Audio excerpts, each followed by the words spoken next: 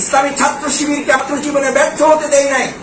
বৃহত্তর জীবনে এসে ইসলামী ছাত্র শিবির আমার দিকে আঙুল তুলে কেউ ছাত্র শিবিরকে ব্যর্থ প্রমাণ করতে চাইবে, এটি হতে পারে না, প্রশ্নই ওঠে না। বাংলাদেশ ইসলামী ছাত্র শিবির প্রতিষ্ঠিত হয়েছিল কেন? বাংলাদেশ ইসলামী ছাত্র শিবির তো বিপ্লব করবে না। বাংলাদেশ ইসলামী ছাত্র শিবির থেকে তো কেউ ইলেকশন করে না, নির্বাচন করে না। তাদের কাজ কি? ছাত্র শিবির প্রতিষ্ঠিত হয়েছিল কেন? কি কারণে প্রতিষ্ঠিত করা হয়েছিল?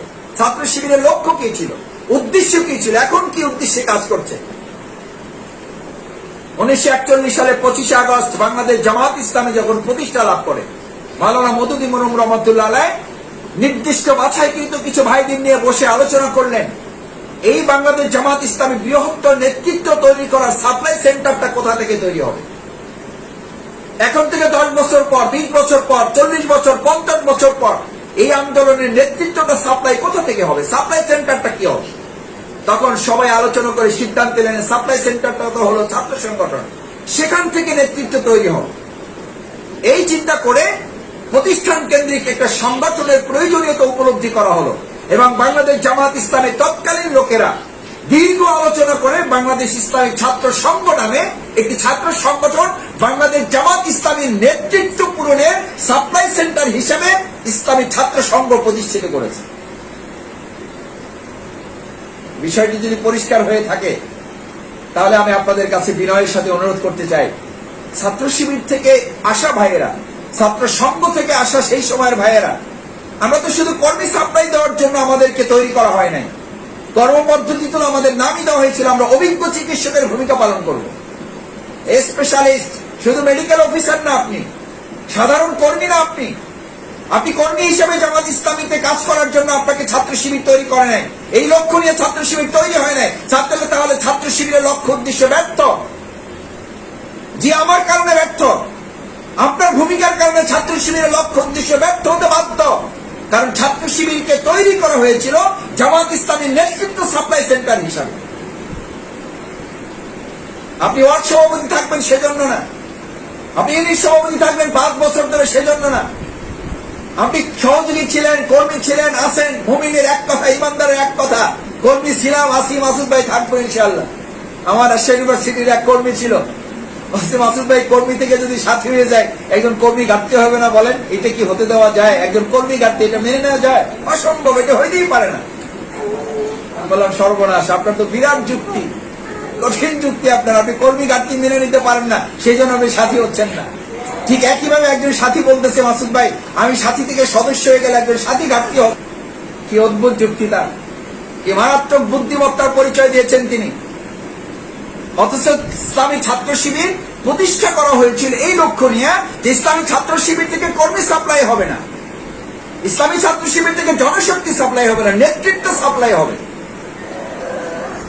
তাহলে বলবেন যে সবাই থানা আমির হবে, সবাই মহানগরী আমির সেক্রেটারি হবে না, কিন্তু সবাই এমনভাবে প্রস্তুত থাকবে যে ইউনিট সভাপতি থাকবে, কিন্তু তিনি এরকম থাকবেন, তিনি চূড়ান্ত শপথের অধিকারী থাকবেন, জীবন এবং সম্পদের চূড়ান্ত বাজি রেখে তিনি ইসলামী আন্দোলনে ভূমিকা রাখার প্রস্তুত থাকবেন। যে কোনো সময় চাইলে যেন তাকে থানা আমিরের দায়িত্ব দেওয়া যায়। এই যে মারাত্মক আরেকটি আত্মঘাতী কথা, আমি প্রতিষ্ঠিত হয়ে দিন প্রতিষ্ঠা করব, এটা রীতিমতো ইসলামী আন্দোলন আল্লাহর দ্বীনের প্রতি কিছুটা অবজ্ঞা প্রদর্শন করা শামিল। অথচ এই কথাটা কিন্তু আমরা হরহামেশা বলে বেড়াই, প্রায় বলে থাকি, মাসুদ ভাই, বাড়ি ভাই, সোহেল ভাই, হেলাল ভাই, বুলবুল ভাই, আমাকে একটু প্রতিষ্ঠিত হতে দেন। আপনি প্রতিষ্ঠিত হয়ে ইসলাম প্রতিষ্ঠা করবেন, ইসলাম আপনার কাছে এত ঠেকা পড়ে নাই। মাস্টার্স পাস করেছি কিছু করে চাকরি করে খাওয়ার জন্য না, পিএইচডি ডিগ্রি করেছি এটার জন্য না যে মানুষ আমাকে সম্মান দিবে, এটা করেছি ইসলামী আন্দোলনের জন্য। কেউ যেন আমাকে কটাক্ষ করতে না পারে, আমাকে যেন হ্যাঁ প্রতিপন্ন করতে না পারে, আমাকে যেন ছোট করতে না পারে, দিন প্রতিষ্ঠার কাজ যেন মাথা উঁচু করে করতে পারে, বাতিলের মোকাবেলার জন্য আমাকে কেউ বুদ্ধিভিত্তিক কাজে যেন আমাকে হারিয়ে দিতে না পারে। আমি প্রতিষ্ঠিত হয়ে দিন প্রতিষ্ঠা করবো, আপনার কাছে ইসলামে এত ঠেকা পড়ে নাই।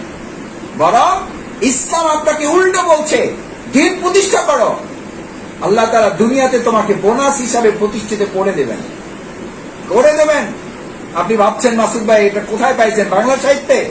আপনি বাংলার ছাত্র, উপন্যাস থেকে বলছেন? না, উপন্যাস থেকে বলছি না, এটা মহাগ্রন্থ আল কোরআন থেকে বলছি।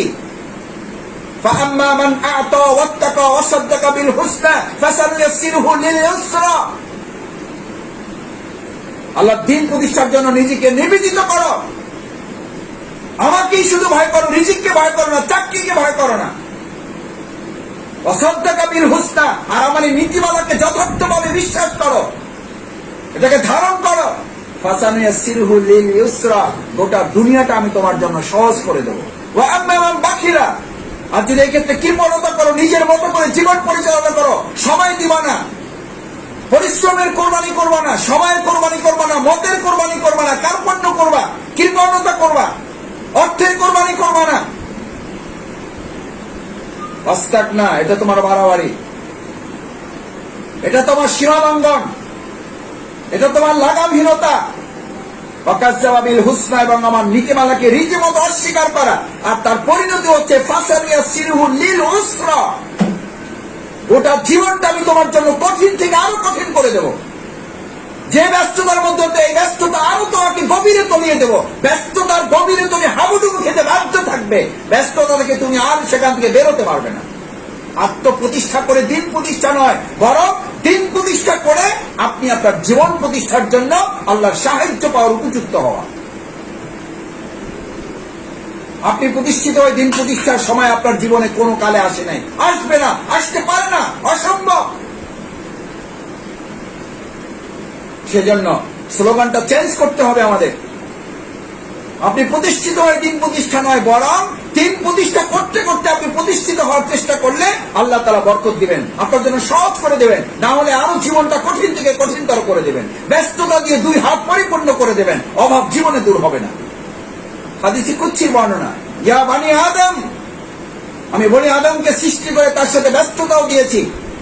এই ব্যস্ততা থেকে মুক্ত হয়েছে, দিন কায়েমের আন্দোলনে নিজেকে সামিল করবে, আমি তাকে দুটো পুরস্কার দেব। প্রথম, নাম্বার 1, তার হৃদয়টা, অন্তরটা প্রশান্তি দিয়ে ভরে দেব। 2,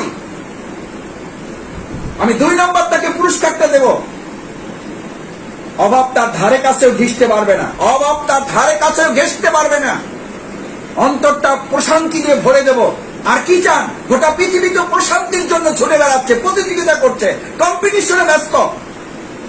আপনি আমি পাগল পারা প্রশান্তির জন্য একটু, আর আল্লাহ তাআলা সেটা দিয়ে দেবেন যদি ব্যস্ততা নামক এই জায়গা থেকে আপনি সরে গিয়ে আল্লাহ দিন প্রতিষ্ঠার কাজে নিজেকে আত্মনিয়োগ করতে পারেন। আর যদি তা না করি আমি, আল্লাহ তাআলা এবার বলেন তাকে দুটো শাস্তি দেব, একটা পুরস্কার আর একটা তিরস্কার। পুরস্কারটা হচ্ছে তার অন্তরটা প্রশান্তিতে ভরে দেবেন, আর তার জীবনে অভাব ধারে কাছে ঘেঁষতে পারবে না। আর তিরস্কারটা হচ্ছে, যদি সে এই ব্যস্ততা থেকে মুক্তি নিয়ে আমার দিন কায়েমের আন্দোলনে নিজেকে সামিল না করে, তাহলে আমি প্রথম তার 2 হাত ব্যস্ততায় পরিপূর্ণ করে দেব, ব্যস্ততা আরো বাড়িয়ে দেব। ব্যস্ততায় হাবুডুবু খেয়ে তলিয়ে যাবে, সে হারিয়ে যাবে দুনিয়ার ভিতরে, সে না দিন পাবে না দুনিয়া পাবে। আর কোন কালেই তার অভাব দূর হবে না, কোন কালেই তার অভাব দূর হবে না। আমার সম্মানিত ভাইয়েরা, আল্লাহ তাআলার এই সমস্ত নীতিমালাকে আপনি আমি হয়তো বলবেন, মাসুদ ভাই আমরা কি এগুলো চ্যালেঞ্জ করছি? আমরা তো এগুলো মানি, বিশ্বাস করি।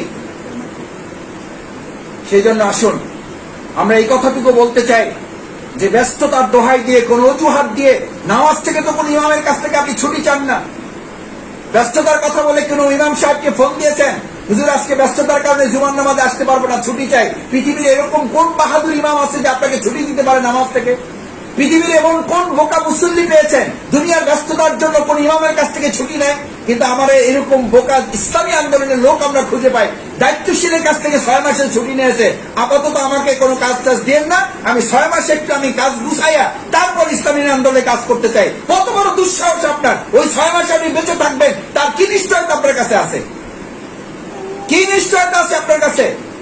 হাত্তা জুরতুমুল মাকাবির, কবর পর্যন্ত চলে যাবেন, ব্যস্ততা নামক এই কাজ থেকে আপনি বাঁচতে পারবেন না। সেজন্য ছাত্র শিবিরের, ইসলামী আন্দোলনের আমার প্রাণপ্রিয় ভাইয়েরা, যারা এই কাজ করে অভিজ্ঞতা অর্জন করেছেন, ইসলামী আন্দোলনের যে রাষ্ট্র বিনির্মাণের স্বপ্ন দেখতেন, সেই স্বপ্ন বাস্তবায়নের মূল জায়গায় আপনি এসে দাঁড়িয়েছেন। বাংলাদেশ জামাত ইসলামী বৃহত্তর আন্দোলনে নেতৃত্ব সাপ্লাইয়ের মূল সেন্টারে আপনি আজকে শপথ নেবেন।